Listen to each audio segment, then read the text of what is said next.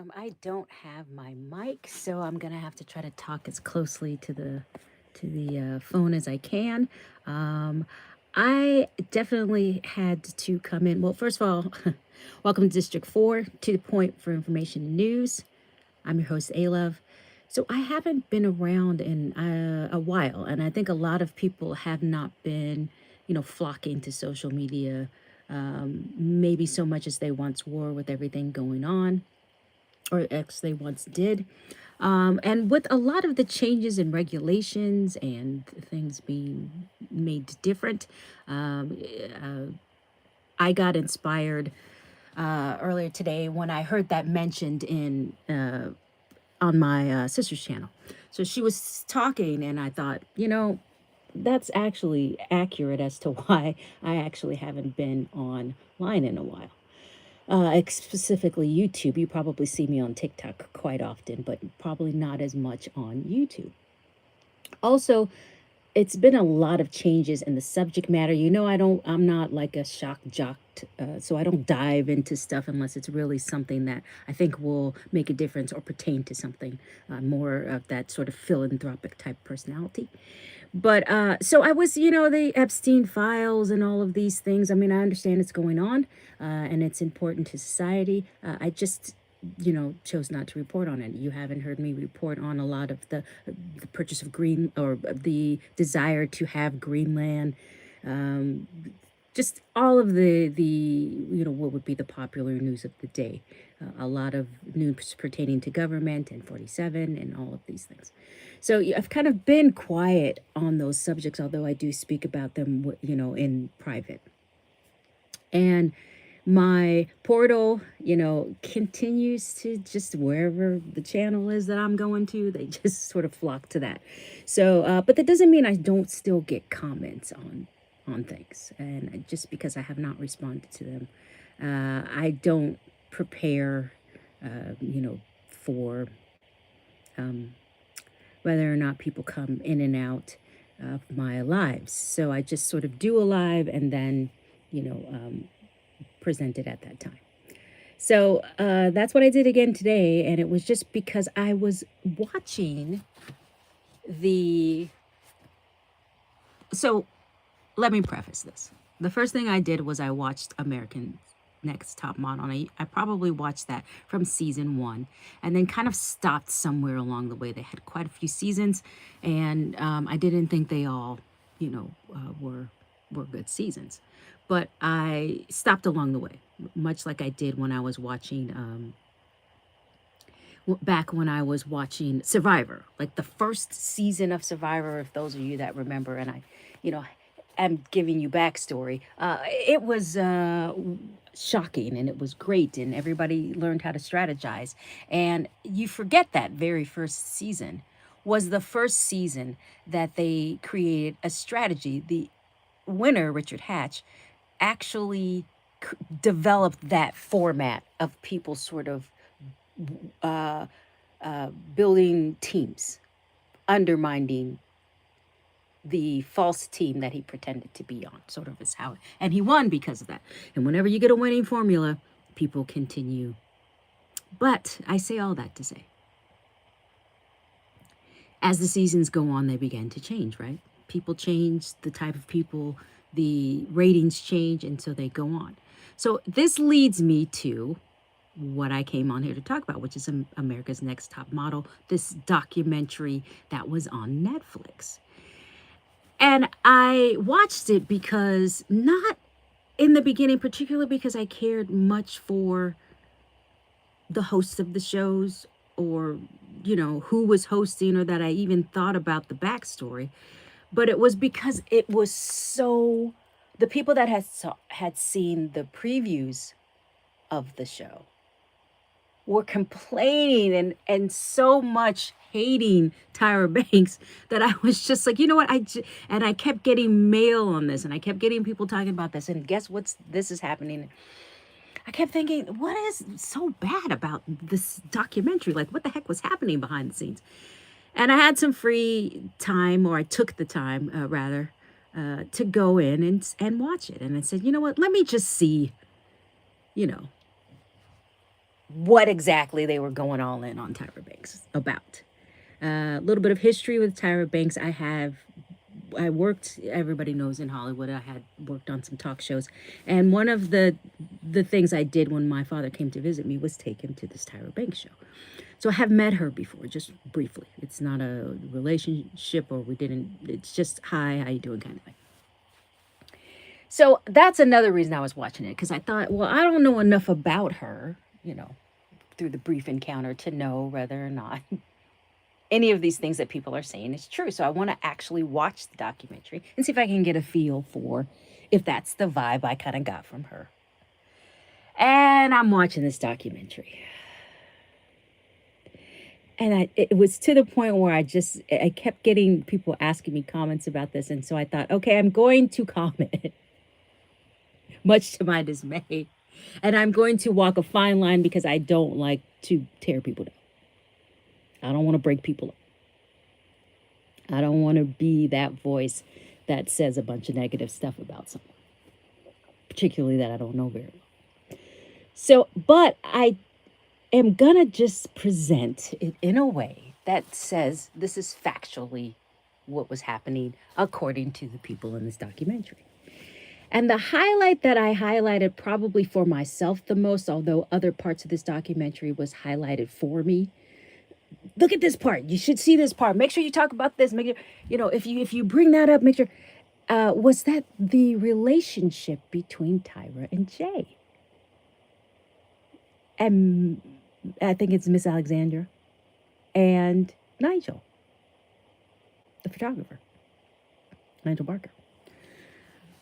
And I was stunned, absolutely floored. And I think what was getting her, when you tape something, let me just, before I go into it, because I'm trying to stall, if you tape something,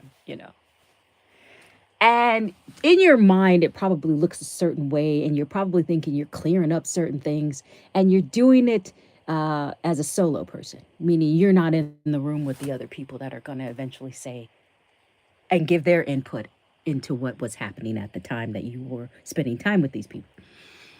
It may seem one way, it seemed to me that it was one way in Tyra's mind, that she was going to sort of gaslight and placate and still come out looking, the way that she wanted to make it look. This is what it appeared to be. Now, I don't know if this is what she was thinking. And have it come out with her appearing to have won at the end, or her appearing to be, this sort of face she wanted us as the audience to see. And if she was by herself, maybe it might have worked. The problem came in is when you had to get the counter from the other people who gave uniformed statements about her separately, if that makes sense. So they were all saying the same thing about her throughout the entire documentary, all in different places at different times. So there has to be some sort of weight given to these persons that are also speaking on behalf of what had happened at that time at the end of America's Next Top Model. If you couple that with what Tyra was saying and Tyra's reputation in general, because a lot of people don't remember or want to remember that Tyra had a reputation of not being easy to work with. That's just a fact. It just was. She was not known for kind. You could be known for a lot of things: kindness, generosity, being tough. They didn't say she was a tough businesswoman. They said difficult to work with. So she already had that. So when you put all of these things together and you look at her reactions to them, it was almost like she was completely ignoring the truth that she wanted to put forth, in my opinion, her image that she thought she had cultivated, not really being aware of what was really being said. That's how I looked at that. And it came, again, when you hear the part that stands out to me the most were these relationships that she had. She's talked about, oh, Jay and I have been friends forever, and Miss Alexander was, and Nigel, and she talked about these people so greatly and like they were the best friends.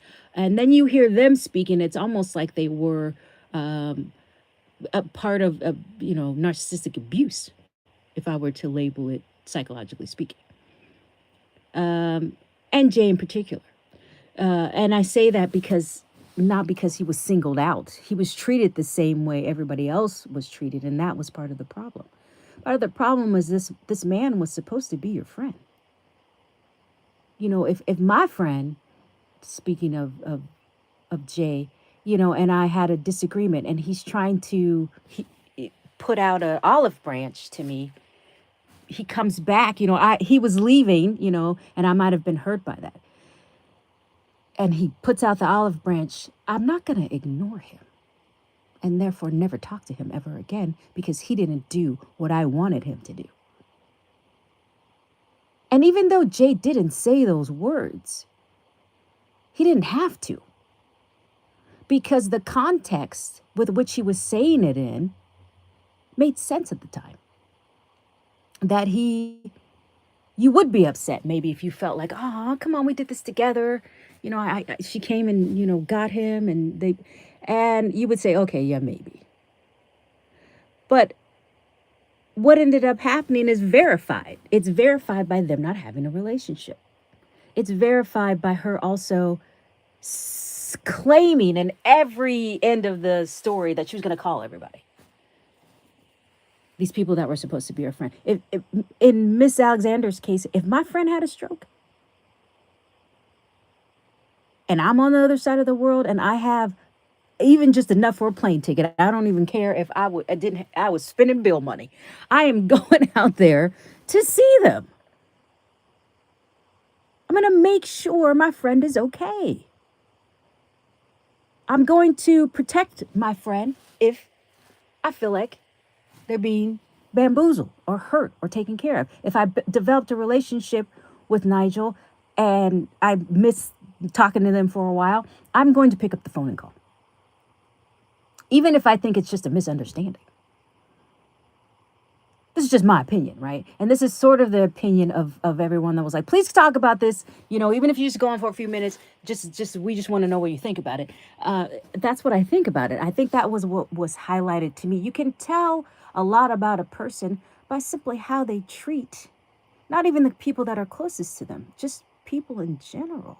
It was a general consensus. And I can tell you this, that I remember years ago. So the very first winner's name was Adrian. Some of you might know her. She ended up, I think, married. I think his name is Michael Knight. He was the middle child of the show, the middle child for the show Brady Bunch. Somebody might remember. So they had a show at one point. Anyways, during that show, at some point, Adrian, who's the first winner of America's Next Top Model, tells the story. This is before this documentary was even a real thing. The show was still on the air. She tells the story, because I never forget stuff like this, about what happened after.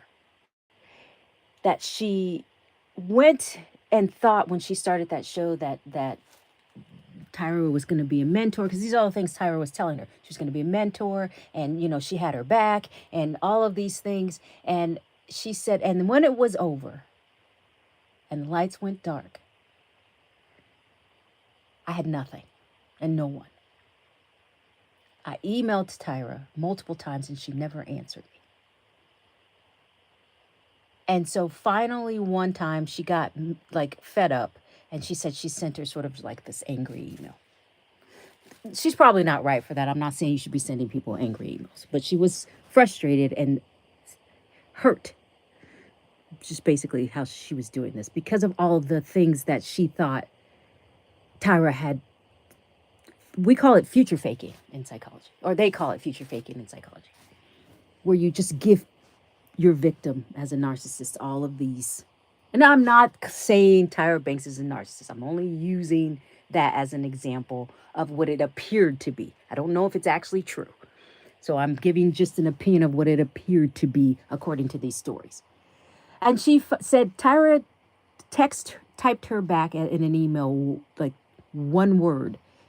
I'm disappointed. Two words technically. Well, is that two words technically? Is that two full words? It's an I and then disappointed. I'm disappointed. It's three words technically, right? And that's it. She never spoke to her again. And it's interesting because that exact same story almost is the same story.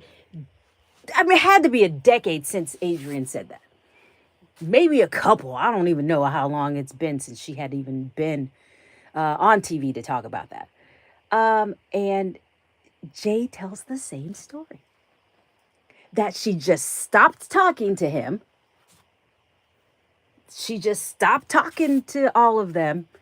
And she typed him one sentence. I'll call it a sentence. Technically, I don't know if I is an actual word, but we'll call it a sentence. It's a half sentence. And she says, I am disappointed. And this is after him texting her and calling and trying to contact her. And then she just never talked to him again. So, I'm not kidding when I say this. Look it up if you do not believe. And this is not an opinion. Narcissists disregard people. Without a word, without a, they might say a word or two, a phrase or two, but no relationships are valuable enough if you don't do what they need you to do. Think about this. She fired them, although she said she didn't, right? According to the documentary, it was not her and Ken. There are no sacred cows, and, she had to let them go. This is according to the documentary, right? I'm only going to say facts here because I'm not going to give too much of, I don't want things to be twisted, and I don't want to talk badly about somebody. So according to the story, she fires them, her friends.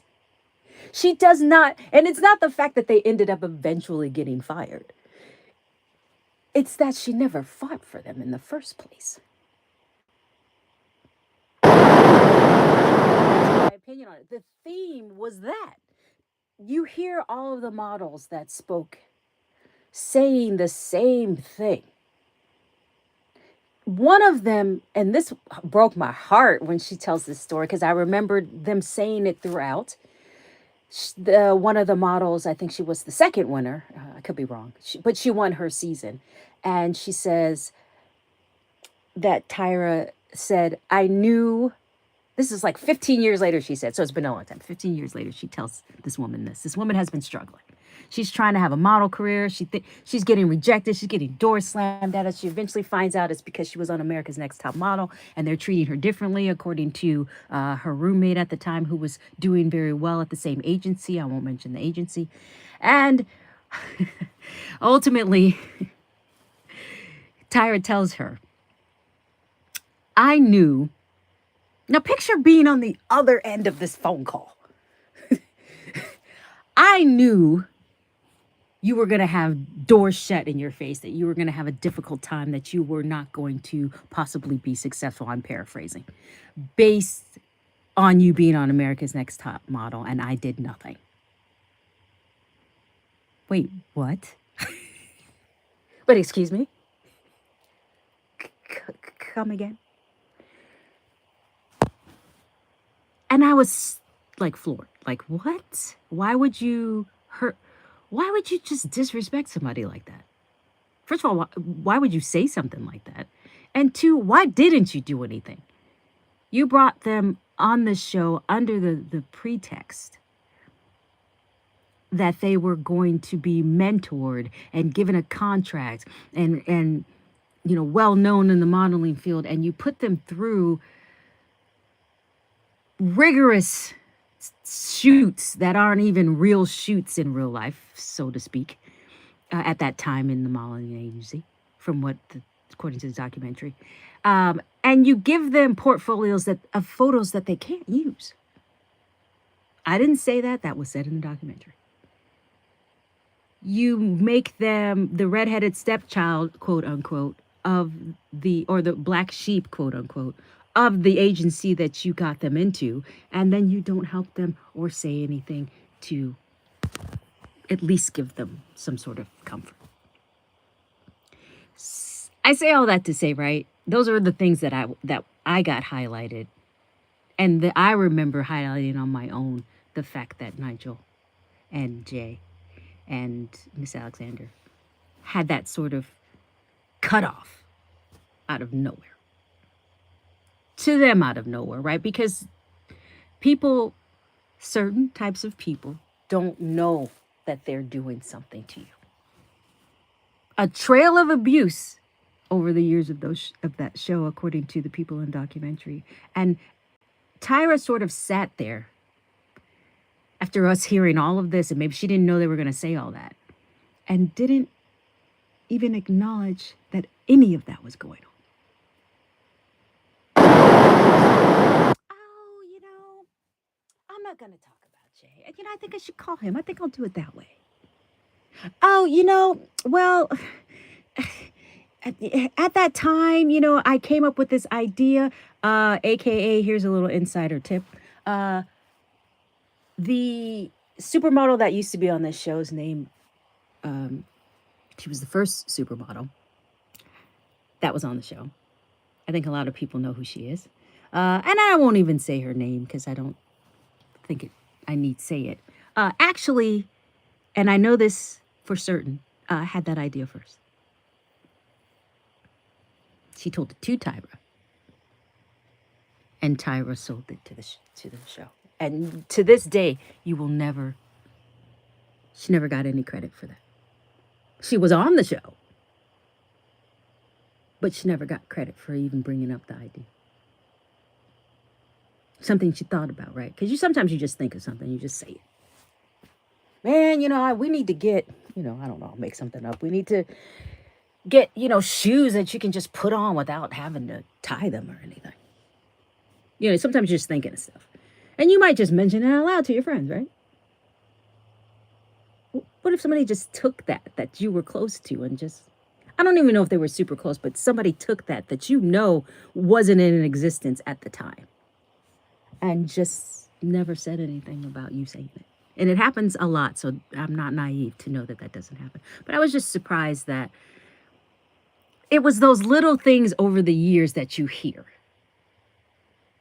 Okay, this is just little things over the years that you hear, that you never get put together.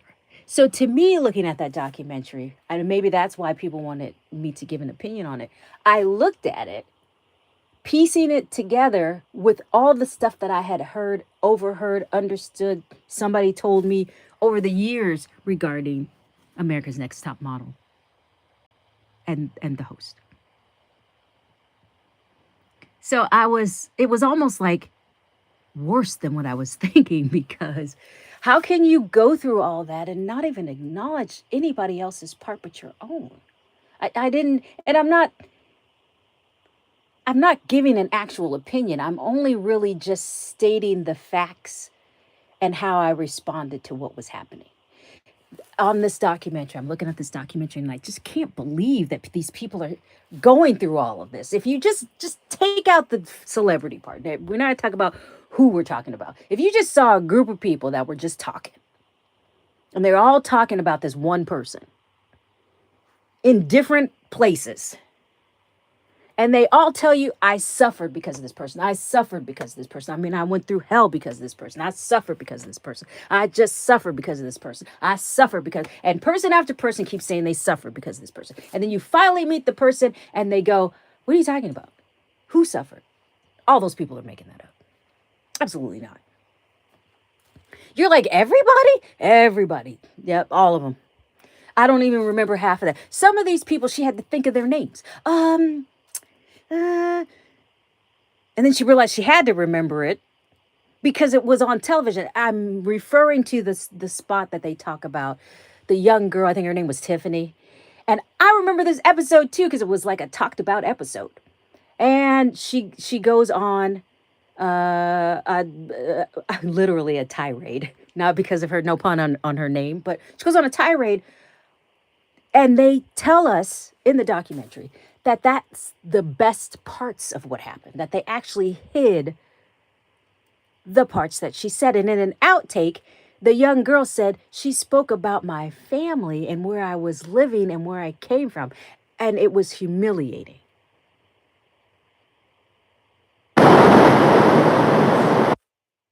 The best parts. I don't even want to know what she said if what we saw on television was the best parts.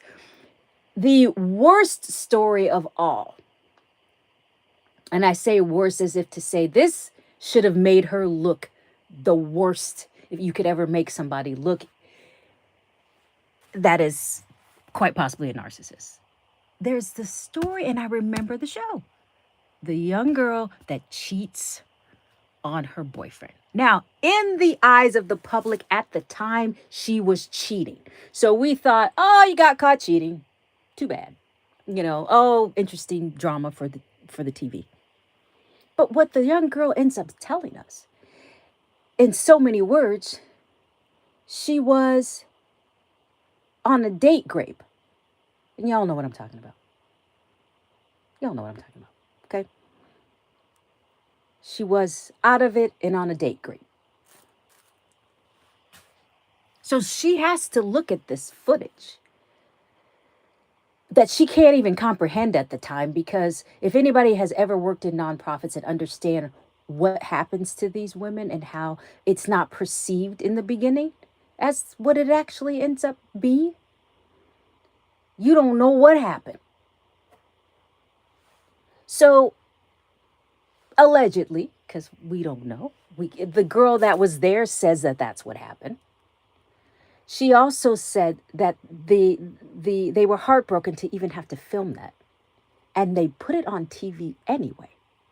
Fast forward on the Tyra Banks show, fast forward, and the young girl doesn't want to look at the footage. First of all, the first thing I'm going to ask somebody if they go through something like that, and this is just my opinion, why is it's this cheating is one thing. You may not want to look at yourself cheating again. But she was disturbed by it. So you have to ask the question, what's bothering you so much that you don't want to see it? None of that was ever asked. She just specifically said, I don't want to look at it. I've never looked at it. I don't want to see it again. Understanding what had happened to her, right? Who wants to rewatch a date graping, right? A date grape. No one wants to see that again.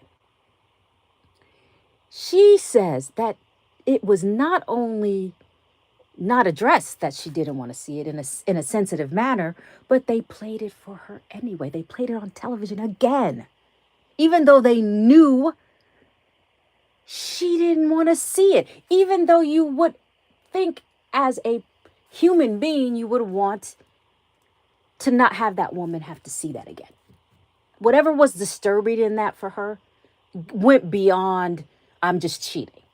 I mean, that's just common sense. I mean, common sense would dictate, yeah, you'd be upset for cheating, and yeah, you would, but she never used the word like cheating. It was given to her to use during the interview. Tyra said, so you cheated, right?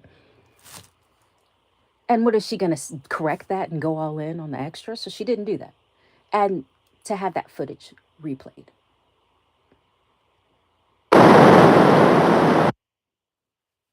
I couldn't have been more like, what? This is getting worse. Like, I didn't think this story could get any worse, and it got worse. I mean, I couldn't believe it. It's just, it's something to me that the level of insensitivity, the level of denials, the level of sort of gaslighting, this sort of type of thing, came across, again, this is not to say that she is, as if she's a narcissist. Because most narcissists are generally males, right? Not all. Don't write in and tell me, oh, you're so wrong about that. The statistics say, I understand. I'm just saying, if you look at the statistical data, it'll say that a lot of them are men. It won't say that all of them are. It'll just say a lot of them. And I say that not because it matters, but it matters as it applies to the fact that it may be a little less easy to spot in a female. But I'm only applying it to what I saw in the documentary. I am not saying, so please do not write in. I'm not saying that I know she's a narcissist or that I even think she's a narcissist. I'm not saying anything outside of what I already know and the facts that were already presented. That's it. So don't write me, send me some hate mail saying I'm talking about Tyra. No, I'm not. I'm talking about the facts that happen and how I observed the facts and how a lot of you that asked me to talk about this observed the facts from that documentary. She was the thing about, and you know what? I don't even do like celebrity stuff. I only talked about this because it was a documentary and I wanted to discuss it just because people wanted me to sort of break down how I felt about it because I tend to do my reports that way. But the thing about it is it was sort of like the presentation. It was sort of like this sort of generic expression of everything that was happening to her at the time. Her meaning how Tyra Banks was explaining. This sort of generic expression. She was like, all that's going on. And maybe she didn't think we'd find out about that. And she doesn't ever express anything. She doesn't ever say, you know what? Okay, I don't want to talk about Jay because, you know, it's a difficult subject in my heart, you know, or whatever. But I was mad at him and I'm just never going to talk to him because she didn't say anything that had any substance to it. And I think that's the part that everybody was like, wait a minute, how can all that be going on and you not have, you giving this generic sort of take on what's happening. You didn't say anything of substance. And if you're going to do a documentary, in our opinions, you want to have some substance to what you're saying. It's like that J-Lo documentary, no disrespect to J-Lo, please do not write in. This is just everybody talking about J-Lo's documentary. So I'm not expressing anything that wasn't expressed about the documentary. So this is not me tearing another person down. This is me expressing how people were like, whoa, I can't stand her even more. Same thing with Tyra Banks. Oh my gosh, if I didn't think I liked her before, I really don't like her now. And it was sort of this sort of validation. When you're this type of person that you cut people off, you don't have emotional attachments to people. You do it what only is best for you. And at the time, it seems great. I got to take care of me, you know, as opposed to you just setting a boundary, because there's a difference between them, right? I had to take care of me. You know what? I can't do anything right now. It's all, I got to take care of myself right now. And at the time, it sounds good, right? It sounds right. That probably makes sense because everybody got into this sort of self-care movement we had gotten into sometime around the 2000s, right? Everybody, oh, we're all into self-care. And part of me taking care of me is taking care of myself, which got mixed up with being self-absorbed. Because taking care of yourself is also making sure you're doing the right things. Also making sure you're setting boundaries, because it's easier for you to just set a boundary than to tear up a relationship you had for 10 years and discard them as if they don't even matter. In my opinion, right? That's the only time I'll give an opinion, right? I give opinions and I'll let you know that that's what it is. But the facts of it is people hated her more after watching this documentary. And it was kind of funny. The word more was used. I hate her more now. Same thing with J-Lo. I hate her more now. They didn't say, oh man, I used to like, man, I loved her. And then now I just can't stand her. No. Same thing with J-Lo. It was, I hate them more. Meaning you already hated them. Now you just added some extra on. Now it was validating. So what happens in these type of documentaries, I say all that to say, is that the person is confused. Like, I'm sure it was, if Tyra reads some of the stuff or J-Lo read some of it, she was confused as to why this did it. It's because there's no substance there. You have all that going on and you're still talking about yourself. Like, that's not, and you disguise it as self-care. I had to take care of myself. I had to do what was best for me. You know, but there's a lot of I in what you're saying. And there's no substance in what you're saying when it's just about you, because you are only one part of everything else that is going on and all of the things that you affect outside yourself. So I think my opinion on this documentary would be that what it ended up doing was validating the discontent or dislike that people already had for Tyra Banks. And it's not because you just come out hating people. You just know that there's something not quite right. That there's not a lot of positive comments. And this is over the years about her. Same thing with J-Lo. Over the years about J-Lo. And this is no disrespect to either one of them. I don't dislike either one of them. I don't like their actions according to what I've seen in these documentaries. That's how all that is. It's me analyzing the documentary. But the outcomes were the same for both of them. And it was that sort of feeling like, is there anybody out there besides you?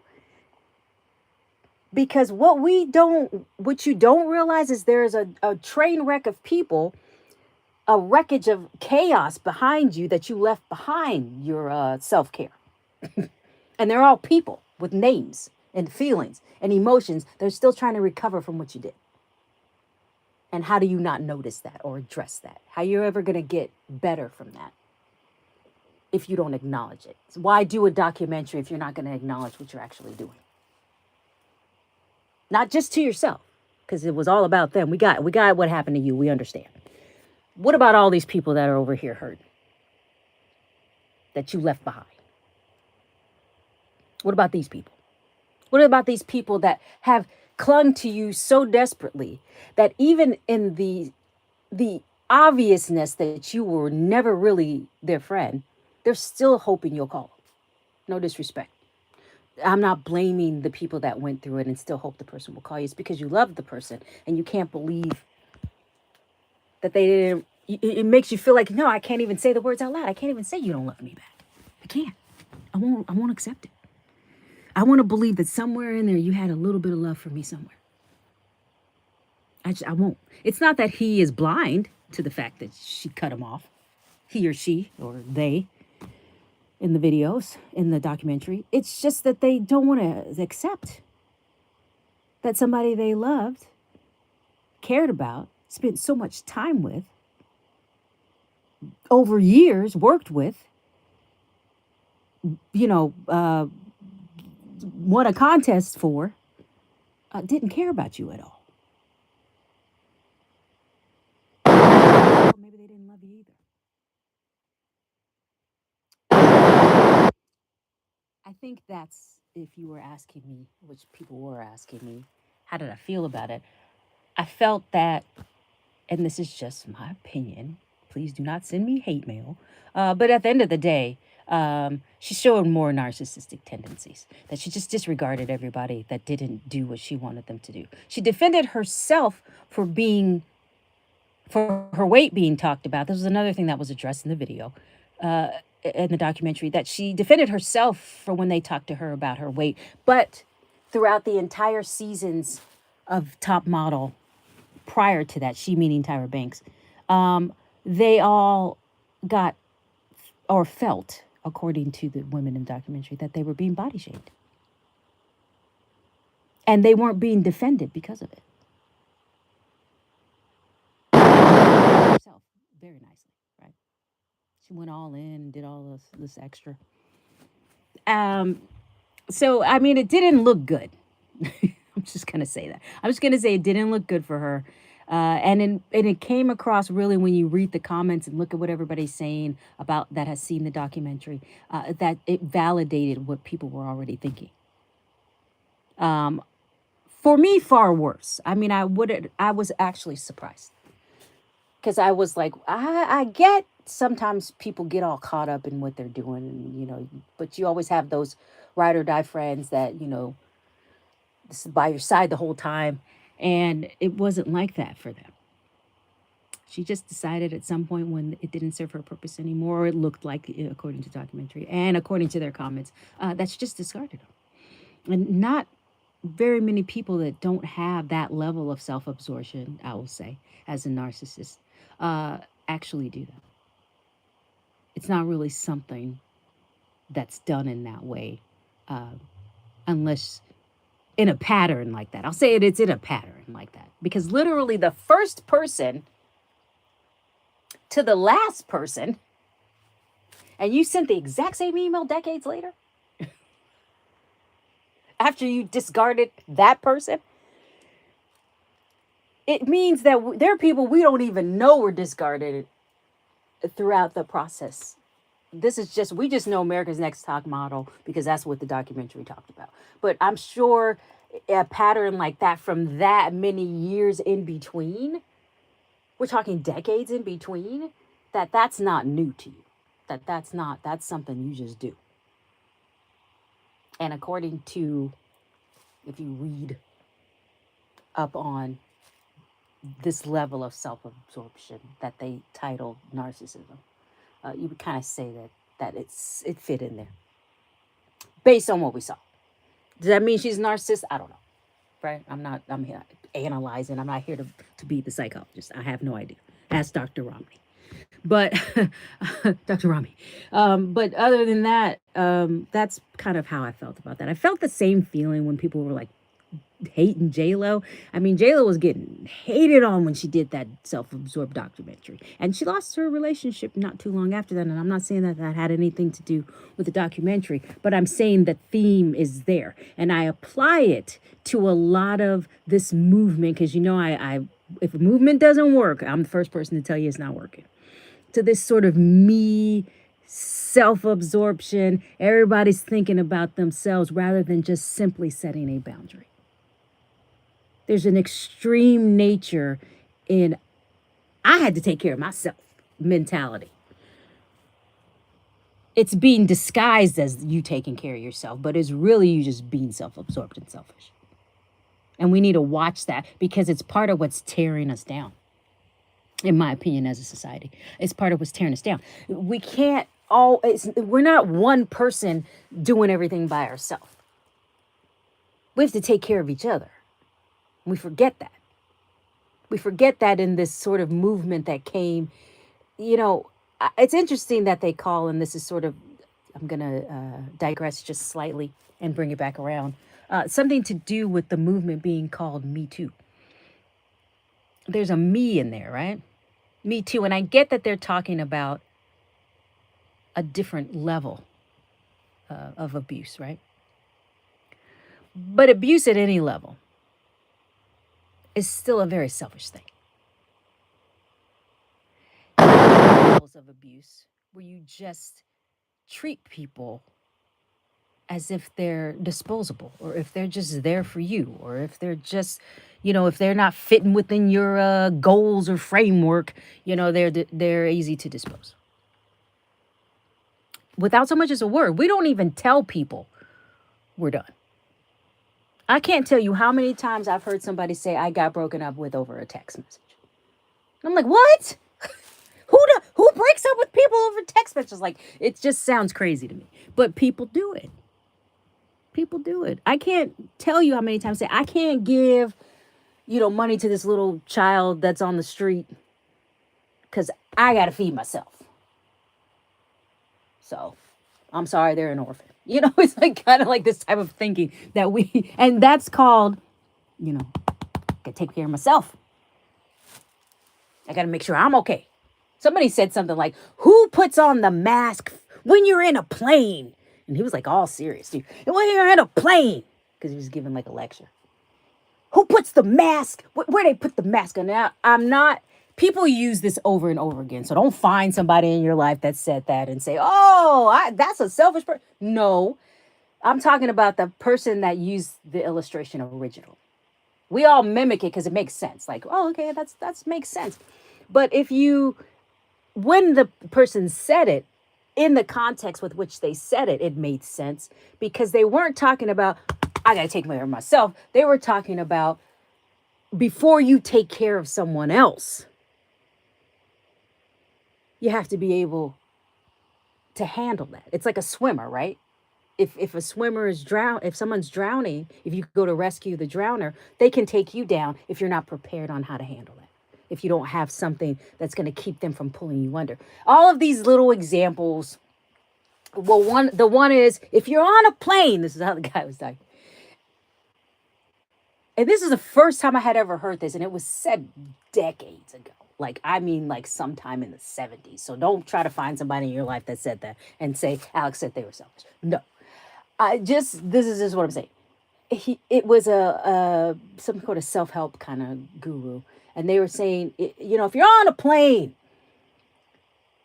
what do they tell you about the mask? Who puts on the mask first?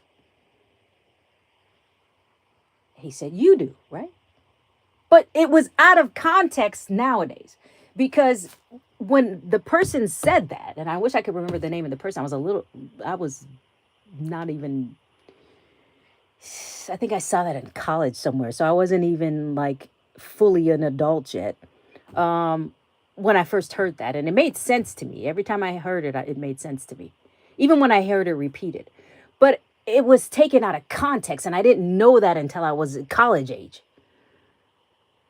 That I had heard that for so many years, but of college age, I didn't realize what the man was actually saying. He wasn't saying, it's taken as if they're saying, you got to take care of yourself first. You got to take care of me.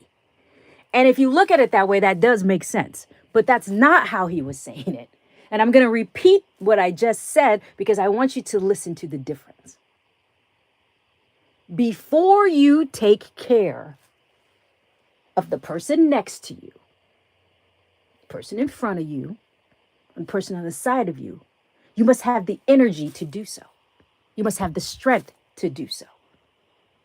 So you have to put the oxygen mask on yourself so that you have the strength inside yourself to take care of other people.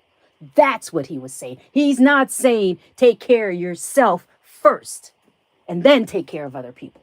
Those two words are different. Those two sentences are different. The misinterpretation is different.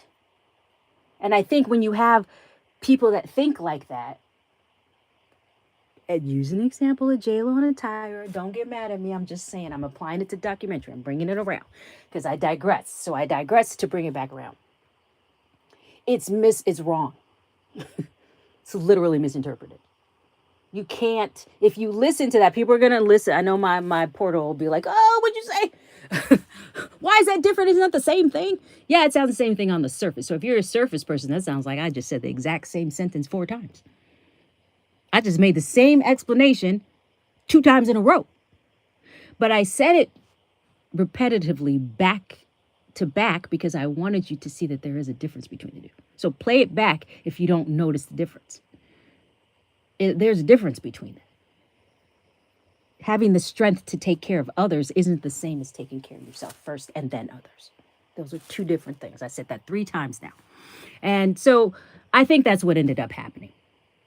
People that have that sort of thought process, sort of a nurturing type of natural ability, philanthropic ability, a person that's just been through a lot and overcame it, a person that has a good set of friends, a person that has the ability to connect to people, all of these people look at a documentary like that and go, what? How do you treat people like that? They can look at a J-Lo documentary and say, what?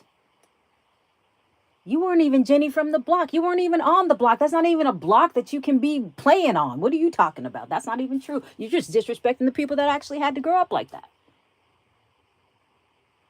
Like, what? So I say all that to say, I hope that when they get a chance to rewatch those documentaries, they don't take that as I'm just going to brush off all the bad haters. There's a difference between a hater and you just being revealed to yourself. Not listen to us as the public. No, you don't need to listen to us.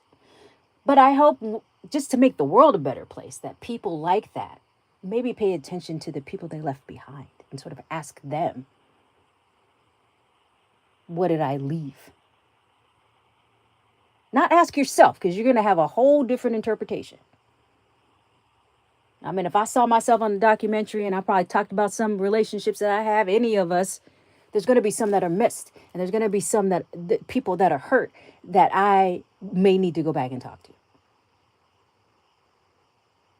Now, I try to make it a point to do that. So I don't leave a lot of those people, but there could be 1 or 2 that I forgot somewhere in high school or something.